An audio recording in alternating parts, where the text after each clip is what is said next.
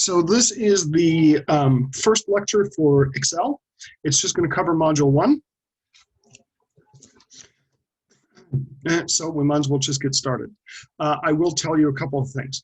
Excel is difficult because most of you haven't used it already. So start work on this early and yeah, get it done. There are 4 parts to the assignment. You'll see it. There are 4 modules that we cover here. So let's talk about Excel and what the things are that you need in order to understand what's going on. So am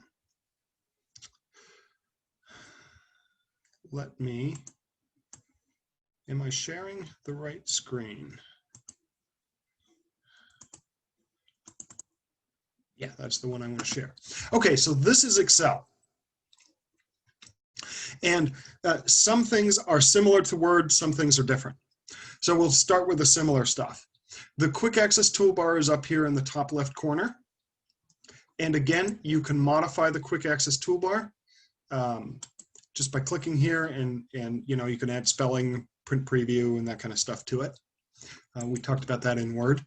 We also have different ribbons. Now, the controls are very different. So the things that we can do on the different ribbons are very different, but at least on the home ribbon, we still have a font group and an alignment group. Oh, yeah, we have a font group and a clipboard group and editing. So we do have some of the same stuff, but we have a bunch of new stuff. There's a whole alignment group that we didn't have before.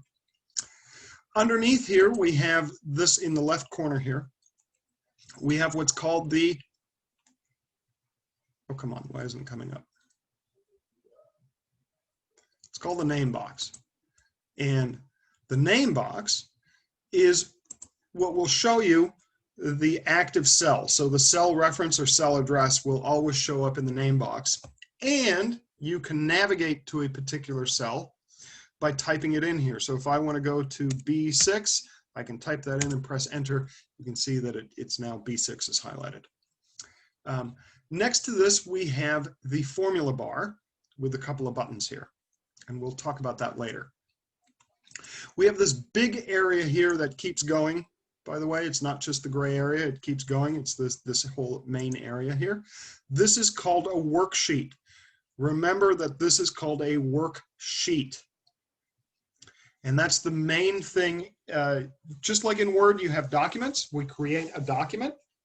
This is a worksheet. In Excel, we create worksheets. Excel is a spreadsheet program, and a spreadsheet program is a program that lets us work with numbers. And what does working with numbers mean? It means doing calculations, or sorting, or picking out the largest or smallest number, or graphing them.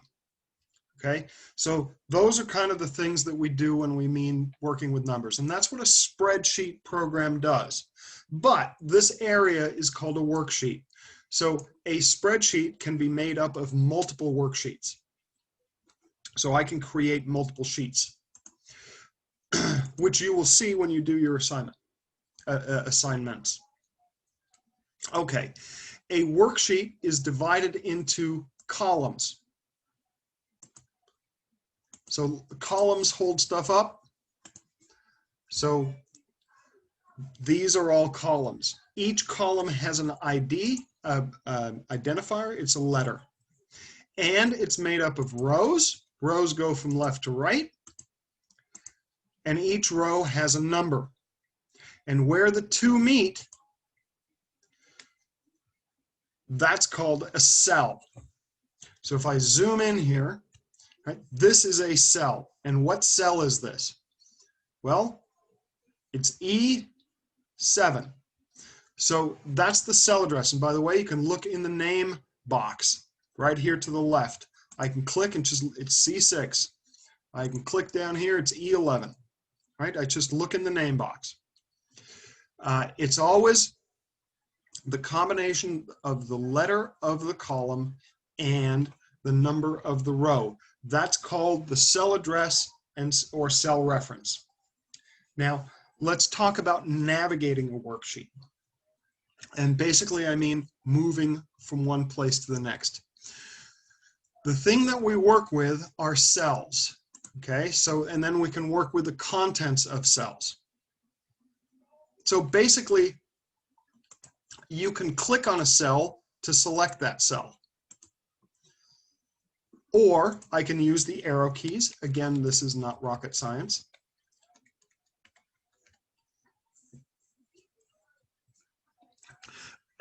So using the arrow keys up, down, left, right, or just clicking on a cell.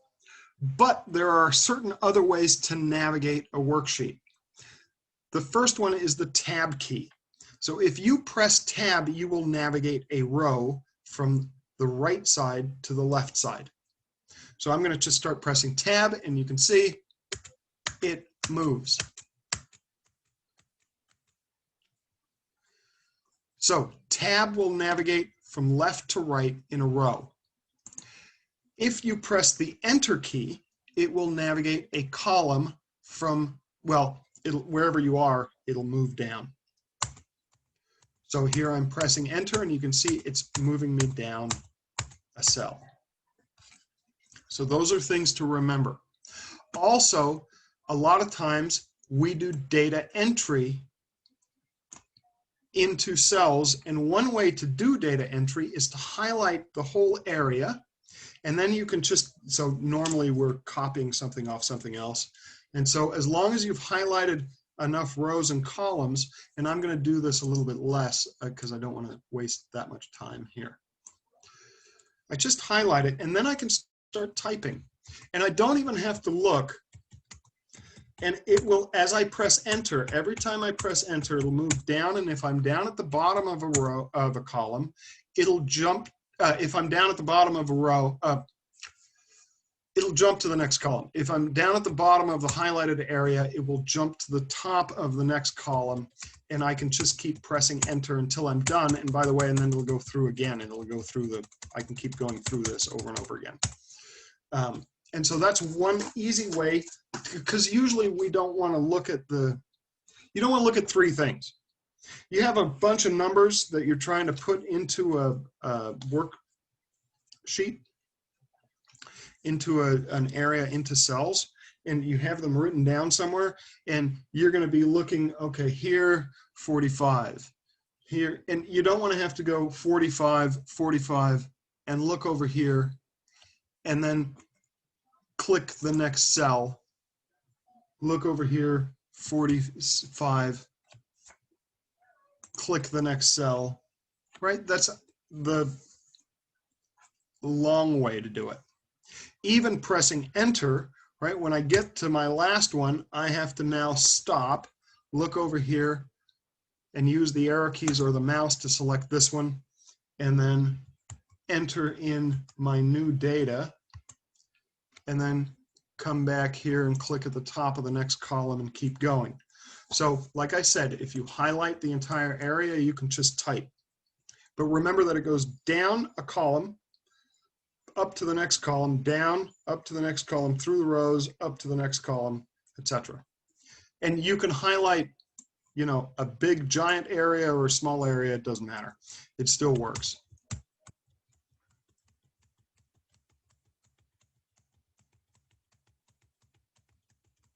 Okay, so having said that, press delete. Oh, I'm going to get rid of all of that. Okay. So that's how it works. That's how we navigate stuff. We highlight things in a similar manner that we do in Word. So to select stuff, by the way, if it wants you to select a range of cells, it will give you the cell address of the first one, top left corner, and the bottom right corner. So if it says select A3 through E11, I would click and hold on, I would select A3, so I just clicked on it, click and hold, and then drag to E11, and that's the range of cells that it's talking about. You can select a row by clicking in the number of the row, and you can select multiples by clicking and dragging. You can select a column the same way, or click and drag, and I can select multiple columns.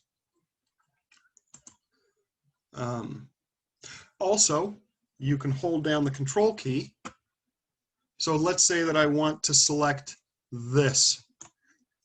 I can hold down control now, and I can select this, even though it's not next to each other. And I can, I can select individual bits, or I can select all three of these, and this, and this, and this. And I'm just holding down the control key. I'm not letting go. And then when I let go, I could say, for instance, make all of that red. So whatever it is that you've selected, you can then format. So I'm going to not select all of this just by clicking off of it. And then I want to talk about the formula bar here. And I just want to show you, and I'll explain it, and then it'll make sense in a minute. The formula bar will show you the actual contents of the cell, because what we see in the workbook or on the worksheet is not always the actual contents of that cell. So if I click here on Boston and I look up here, oh, Boston is the actual contents of that cell. And these numbers are the actual contents of that cell. But once we start doing formulas or functions, then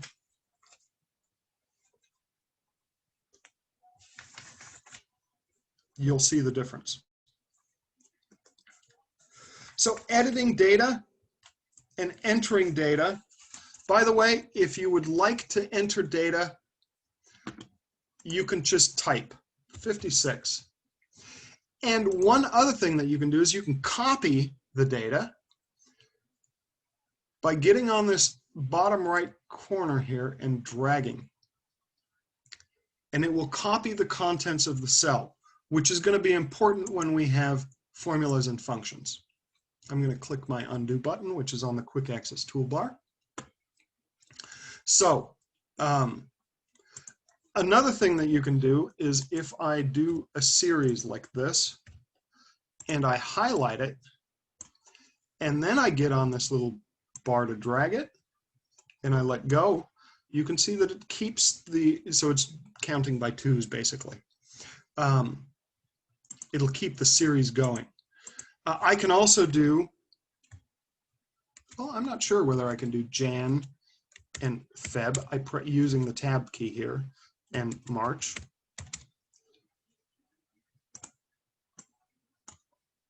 But yep, it'll do, and it's doing abbreviation. So you can do that, right? January, February, March, April, May. I don't know, it's a little confused, it looks like. Oh, maybe because I typed out the word March. So if I want to edit some data, there are two ways that I can do it. I can double click here, and you can see the insertion point shows up in there, or I can just click up in the formula bar and the insertion point will show up here. So I'm going to make this Mar, and then I'm going to highlight this, and I think I should unconfuse it. Yep, now it's not confused anymore. January, February, March, April, May, June, July, August, September, October. So it will automatically fill in a series. And I could do 1, 2, 3, 4, 5. I could do January, February, March, April, May. So, and I think I only have to do 2. Let me get rid of these. Oops. I'll press the delete button. And I think it'll work with just, come on, with just 2. Yep. It's doing it once I have 2. So if I do 2 and 4, now notice two things that happen when I'm typing in data. First, if I type in letters, it's left aligned within the cell. If I type in a number, it's automatically right aligned within the cell. Okay, so another thing to remember, yeah, I only need 2. If I do A and B, oops, that's A and B.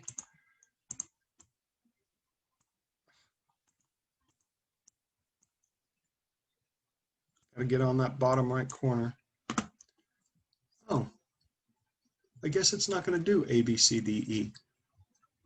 It's going to copy that over and over again.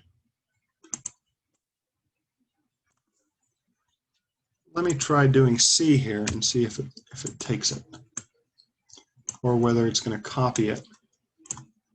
Nope, it's going to just copy A, B, C, D, so it won't do the alphabet. Okay, so anyway, having said that, I'm going to highlight these 4 rows and press delete to get rid of all that information. So there you go. So that's one way to enter data. So what do I want to do now? Oh, so the easy way to enter data is just to select a cell and type. So we're going to do Vancouver and press tab, and then I have data here, 120, tab, 130, tab, 117, tab, and 130. Tab. There, I've entered the data.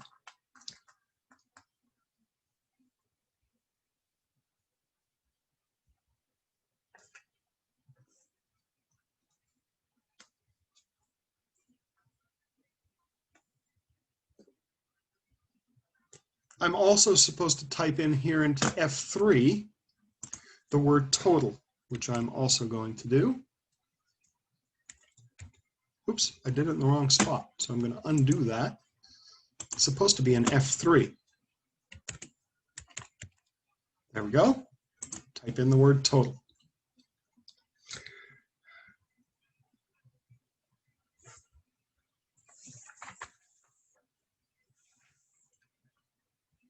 I'm supposed to change this from January to March to Q1.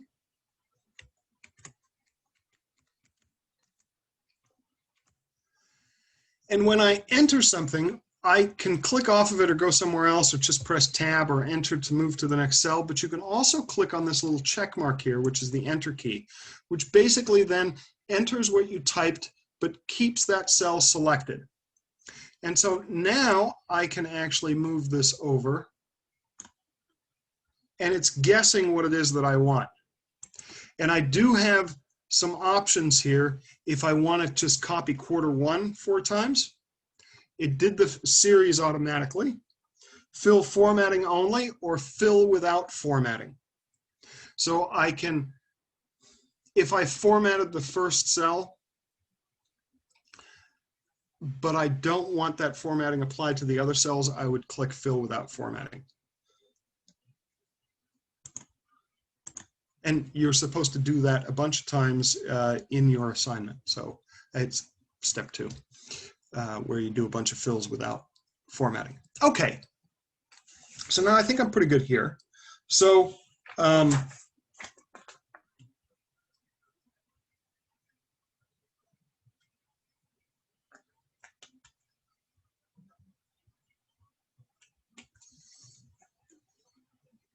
let's say I want to change this to 109. The book wants to talk about how we can click up here in the formula bar and press backspace and do a 9.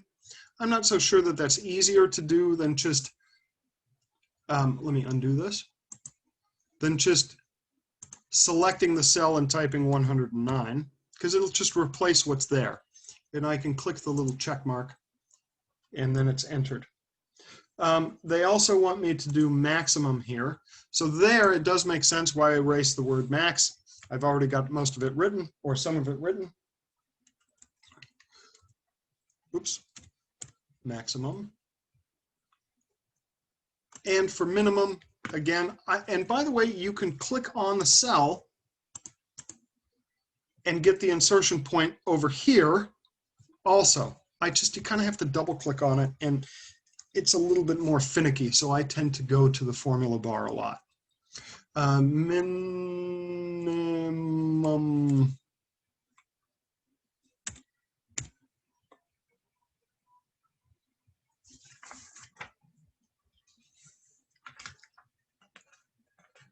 Okay, So now the book wants to talk about copying and pasting, and basically it just looks a little bit different. So I'm going to do a Control-C here to copy the word total. You can see you get a little marquee around here, and I just want to paste that there. And so if I press paste, I have all of these options.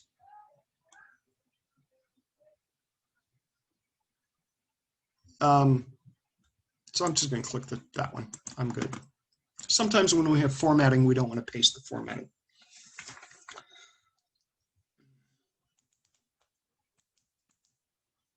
Okay.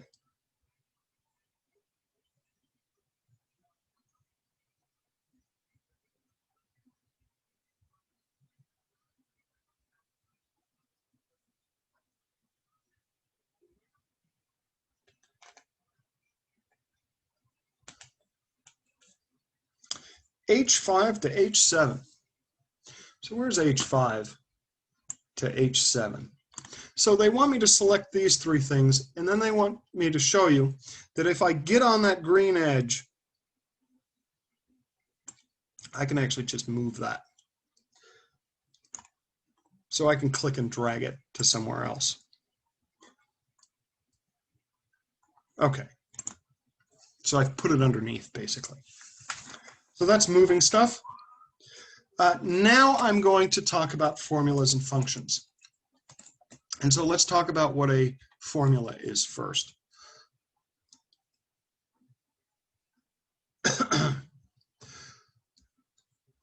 So here is the word total. And in this cell, I would like to total these numbers. So I can do that using a formula or a function. In this case, I'm going to show you what a formula is. So in either case, whether I use a formula or a function, I'm going to press the equal sign first. And the equal sign basically says to Excel, don't display this, do this. And then I'm going to type in what it is that I want to add. Now, I'm not going to type in 143 and 135 and 184. I'm going to type in the cell reference. So I'm going to type in the cell address. And so I want to add B4. And notice as soon as I type it in, it gets highlighted. And then I want to add that too, so I do plus. And by the way, you can make it easier. You can just click the cell you want. And then press plus, and click the next cell, and plus, and the next cell, and plus. Oh, no plus, I'm done. Now I'm done. Those are the 4 cells I want to add, so I'll just click the little check mark here. And look, now it's no longer showing me the formula.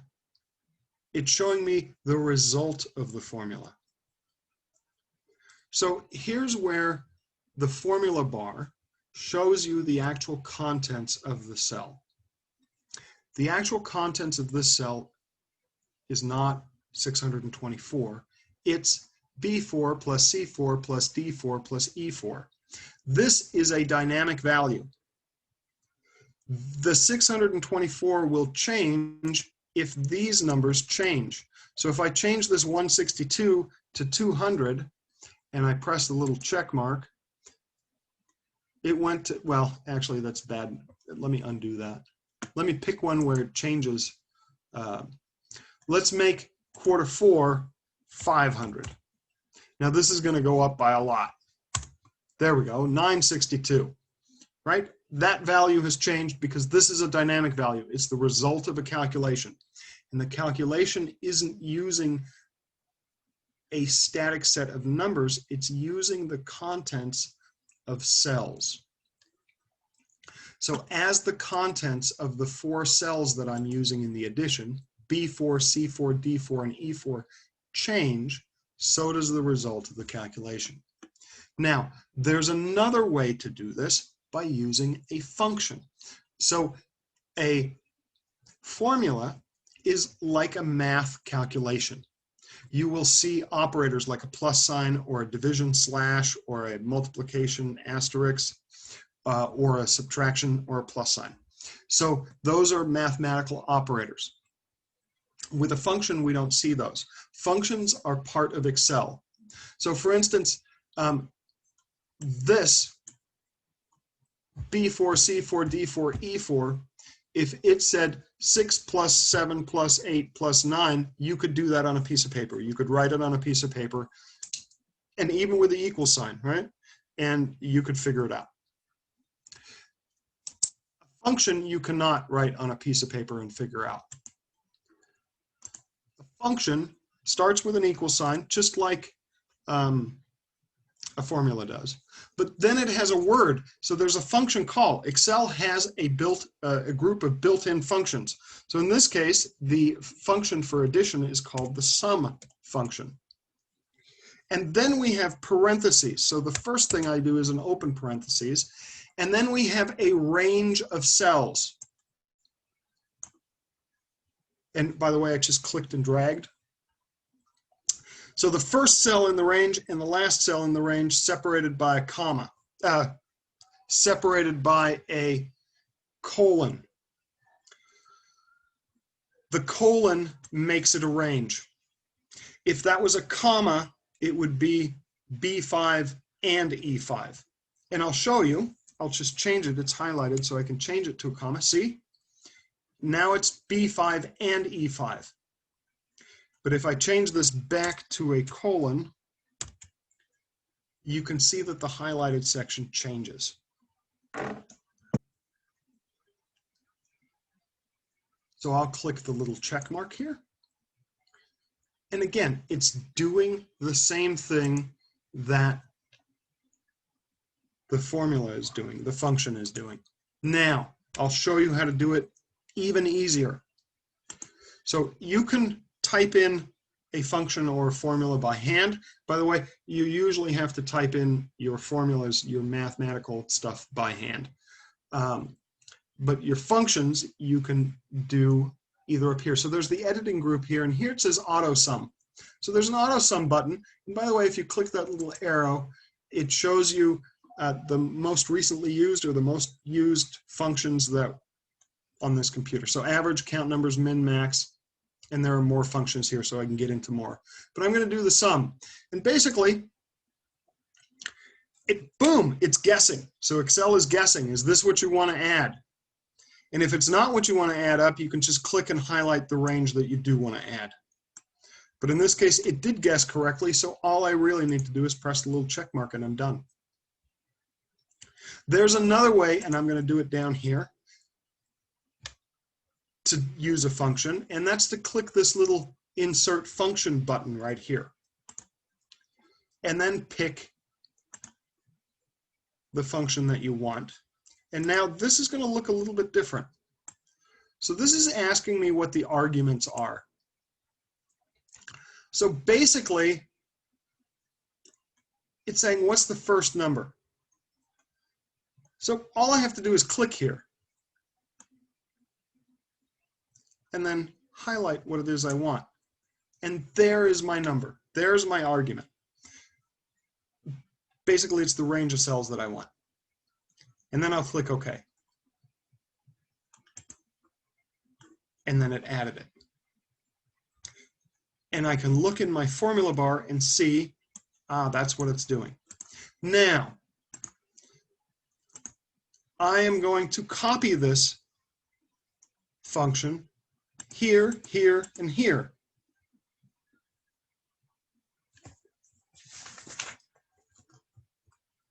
Oh, and here.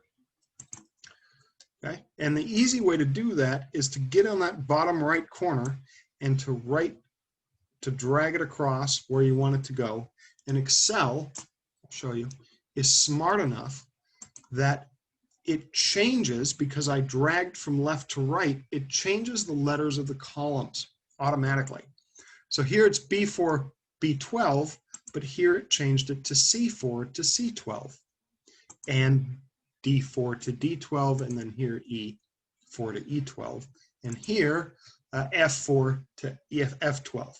So it keeps the same range of rows, but it changes because I moved it over in the column. It changes the letter of the column in my cell addresses. I can do the same thing here just by dragging down. And you can see here, in this case, Excel is smart enough to know that I'm changing rows and not columns. So you can see here it's B6, E6, B7, E7, B8, E8, etc., all the way down. Okay? So once you have done a formula or function in one cell, no matter how you do it, you type it in manually, you click the auto sum button, or you click here and more functions, or you click on the insert function button. Once you've got it correct in one cell, it's easy to copy just by selecting the cell, clicking the bottom right corner, and clicking and dragging it either down or across. So the reason that it changes is because when we drag it, the reason that these values change is because we've used relative cell addresses or cell references. So that means that if I just type in B5 or I just type in E5 without anything special, I'm allowing Excel to change it if I drag that formula or function to another. Oops, I gotta click undo and click the little check mark. There we go. So let's talk about how to do an absolute cell reference. So I'm supposed to add another column here. So it's already there, but I'm supposed to actually type something, % of total. And then I'm just going to press enter, which is another way to get that fixed.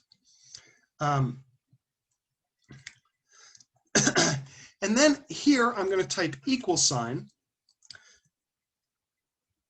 I'm going to click F4 divided by, is it F13? Yes. And then I'm going to click the enter key. And you can see that now it's giving me a %. So this 624 is 14.21% of 4,090. Right? Now, what's going to happen when I drag this down? Uh-oh. I get an error. And this is a you're dividing by 0 error. So I'm going to undo this. And the reason is, well, here, I'll just show you. Let me drag it down one. Is that it's changing F4 down 1 to F5, and it's changing F13 to F14. What's in F14? Nothing. So it's dividing by 0. So what I need to do is it's okay for it to change the first value, F5, right? But I don't want it to change the second cell reference. So in this first, oops, I gotta undo and click the checkbox there. So here I'm gonna make the F13, I'm gonna make it so that Excel is not allowed to change it. And so we can make what we call an absolute cell reference by doing $signs. I do a $sign in front of the F, that fixes the column, and I do a $sign in front of the 13, and that fixes the row number. So now neither one of those can be changed. And I will click this, and now when I drag this down, it'll change the F4 to F5, F6, F7, but it will not change the F13.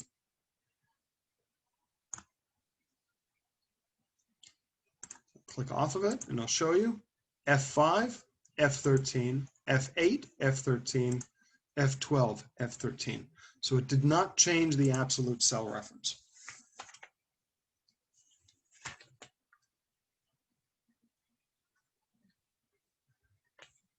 So the next part is entering a formula with multiple operators. So in J3 here, that's J3, I'm supposed to type this year.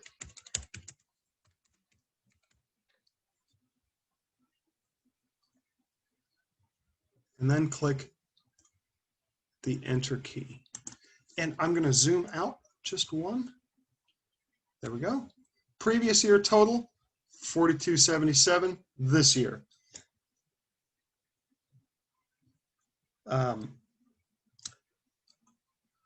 So in K3, I'm going to do an equal sign because I'm doing a formula or a function. I'm not sure.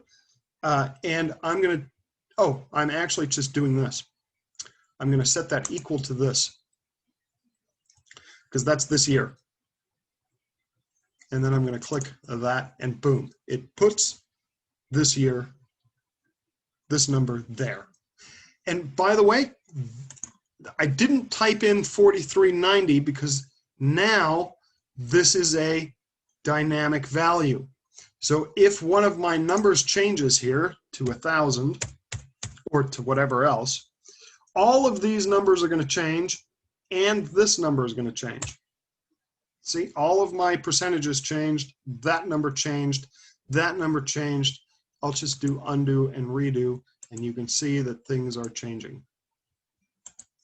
Oops. Right, so that's why I'm doing that equals F13 instead of just typing in the number. Now, I'm going to type % increase here.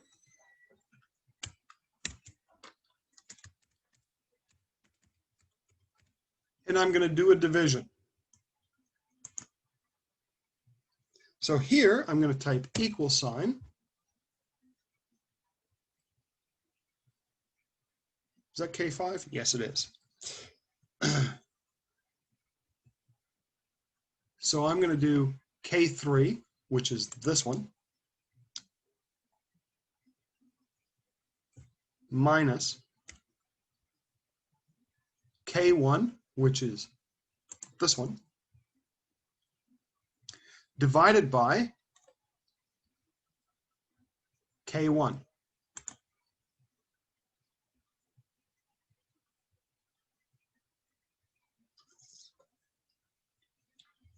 I don't think that's going to turn out right, but let's see.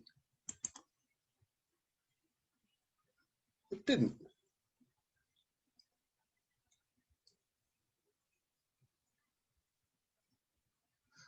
And the reason is because, well, the reason is this. So I'm going to show you something.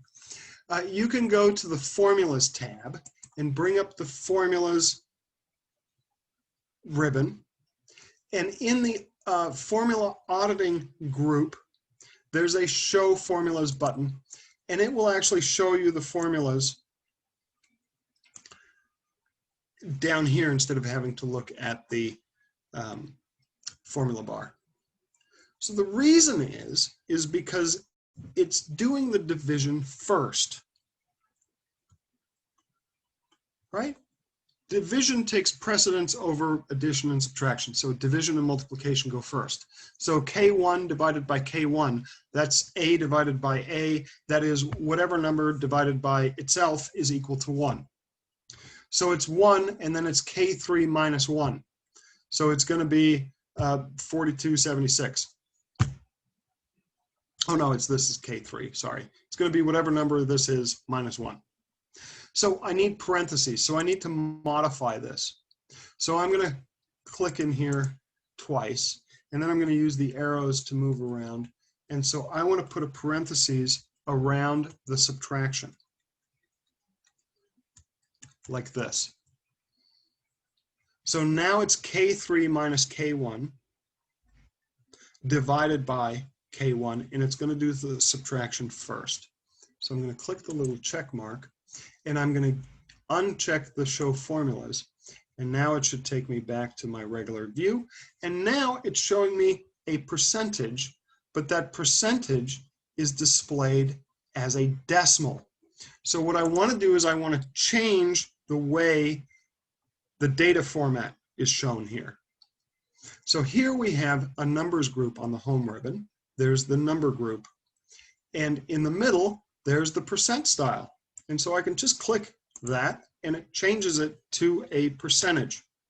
It just multiplies it by 100. No, it does the opposite, divides by 100.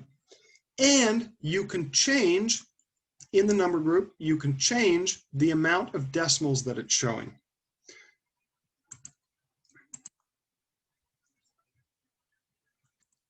Right? I can show more decimal places. I can show less decimal places. So the book, I think, wants me, oops, I undo. The book wants to show me, to show 2 decimal places. So I clicked undo. So because it changed the width of the column.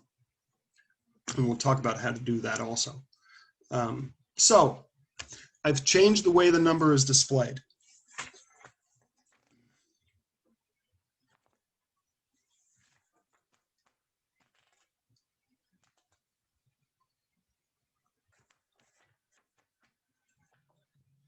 Now we're going to do the average, the maximum, and the minimum. And so these are all functions. And here is where you have to be a little bit careful, because I'm going to show you, we're going to do an average. I'm going to click on the little arrow next to the AutoSum button and click on average, and Excel is going to guess what numbers that I want to average. And look, it's guessing that these are the numbers that I want to average. But I do not want, obviously this one is empty, and I don't want the total included. So I'm just going to select the actual range that I want and then click check mark. And so here's the average.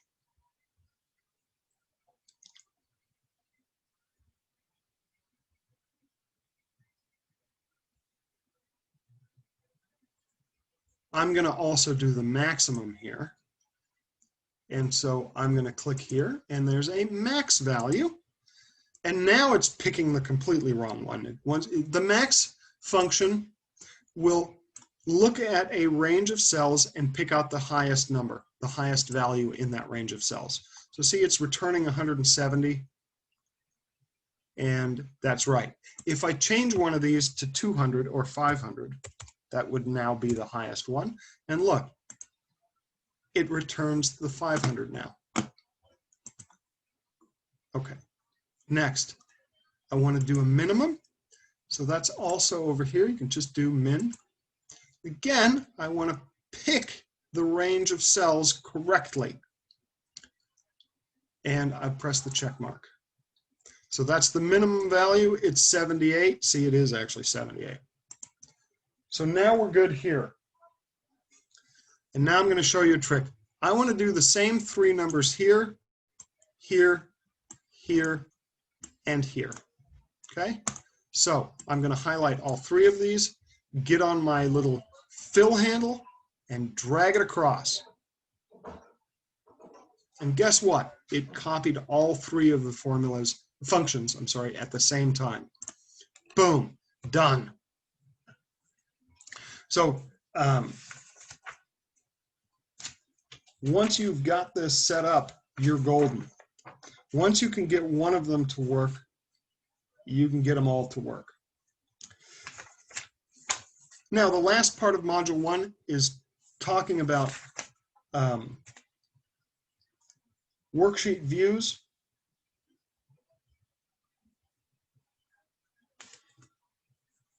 So I can go to, where am I supposed to go? The page layout group. And I'm supposed to go to views, right? Oh, no.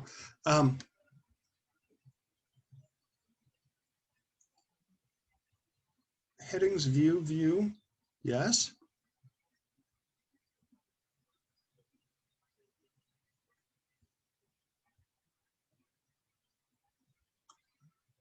Wait a second. Click the page layout button in the workgroup views on the view tab. Oh, I need to go to view. And then I can see what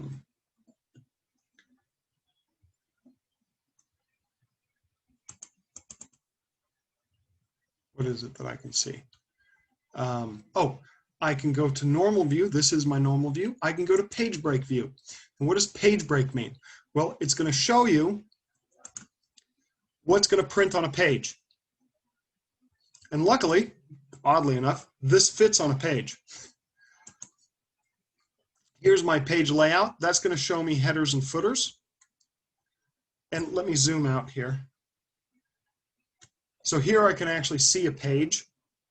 And see, so I have actually more room that I could put on an 8.5 by 11 inch page. So there's more room there. They're custom views, but don't worry about it. So I usually work in normal view. Yeah, what else do we need? Not a whole lot.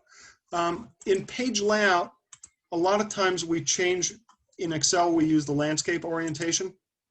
If I change the orientation and go back to view and show you the page break view, now you can see that there's part of that document that's on page 2. It's outside of and on the page layout, you can see how it's going to actually print. This will print on the first page, and the word previous is, so it doesn't look right. There's nothing down here. So I'm going to go ahead and go back to my page layout and change the orientation to be landscape view. And now look, I'm good. So now I'm going to go back to my view and go back to normal view. And I'm golden. So, by the way, if you look here between rows 34 and 35, you can see a little dashed line. That's telling me where the bottom of the page is. And if I scroll over here and you look between M and N, you can see there's a dashed line here also.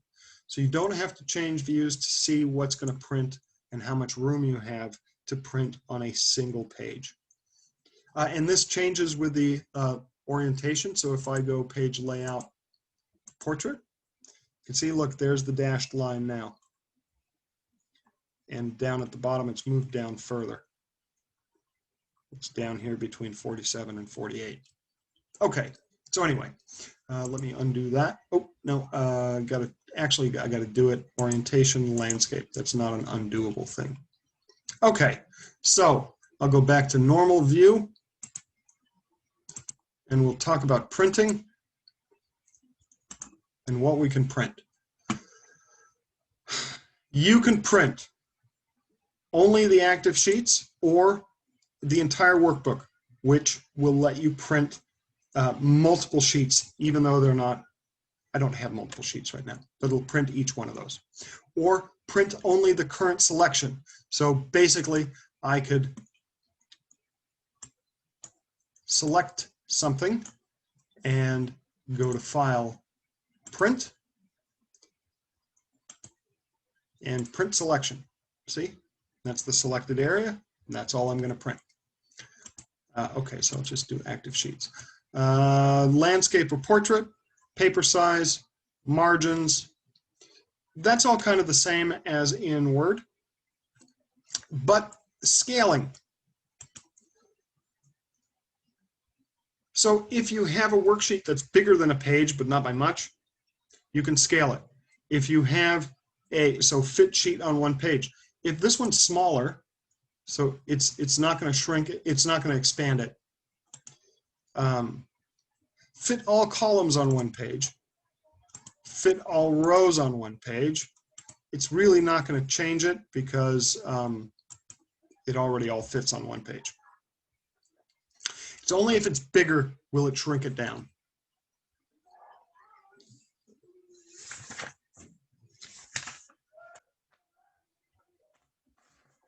There we go. That's module 1. I'll do module 2 probably tomorrow, and I'll post that. So we'll see you then. Good luck. I'll talk to you guys later. Bye.